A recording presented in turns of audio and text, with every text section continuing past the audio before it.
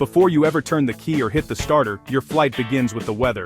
According to Title 14 of the Code of Federal Regulations, Part 91.103, every pilot in command must become familiar with all available information concerning a flight, and that heavily features weather reports and forecasts. Today, we are breaking down the essentials of aviation weather. We'll cover how to read forecasts, what latency actually means in the cockpit, and the best ways to get your pre-flight briefings. Let's dive in.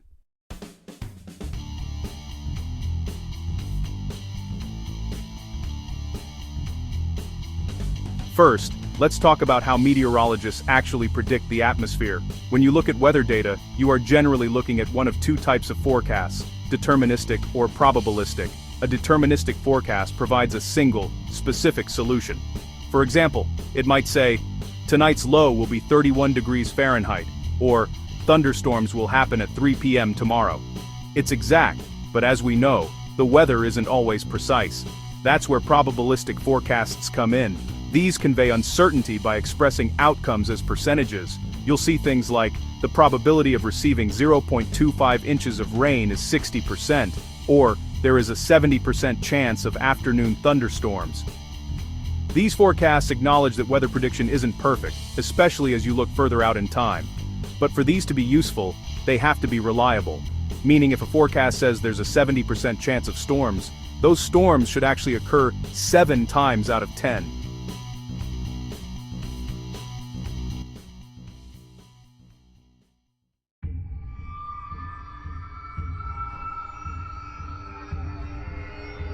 Now, this next concept is crucial for flight safety: product latency.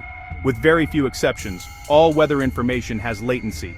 This is the total time between when a weather event actually happens, when the data is collected, processed, transmitted, and finally displayed on your electronic flight bag or cockpit screen.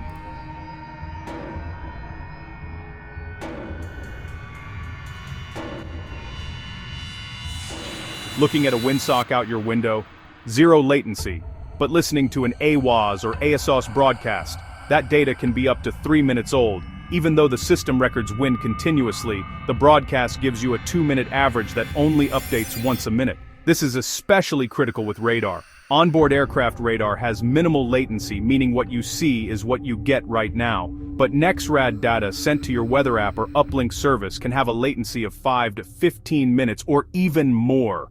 This is exactly why NEXRAD is used for broad strategic avoidance of thunderstorms and must never be used to tactically navigate through them.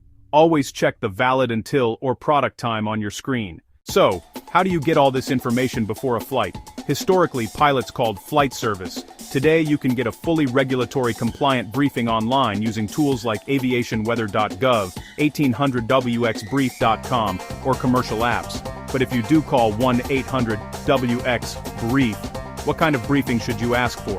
There are 3 main types. This is the most complete weather picture. It covers adverse conditions, VFR flight not recommended, VNR advisories, synopsis, current conditions, en route forecasts, destination forecasts, winds aloft, and NOTAMs. Need to update a previous briefing or had your departure delayed? Ask for this shortened version to fill in the gaps. If your departure is 6 or more hours away, this gives you the initial trends to help make your early go or no-go decisions. Pro tip: even if you plan to call flight service, do a self-briefing online first. It makes you familiar with the route and helps you ask the FSS specialist better questions. Once you're in the air, the weather gathering doesn't stop. Thanks to FIS-B, Flight Information Service broadcast, over the ADS-B network, pilots receive regional weather and aeronautical updates right in the flight deck. You can also tune into ASOS or AWOS frequencies for local updates within about 25 nautical miles. Grab the ATIS at terminal areas, or if you're flying in Alaska, listen to the automated FIS broadcasts. If you ever need help aloft, you can still reach out to flight service over the radio for live updates and to drop a PIREP. Finally, let's talk about those colored dots you see on aviation weather maps. These represent weather flight categories. They are purely for situational awareness, not to be confused with legal Part 91 minimums. Here is the color code breakdown.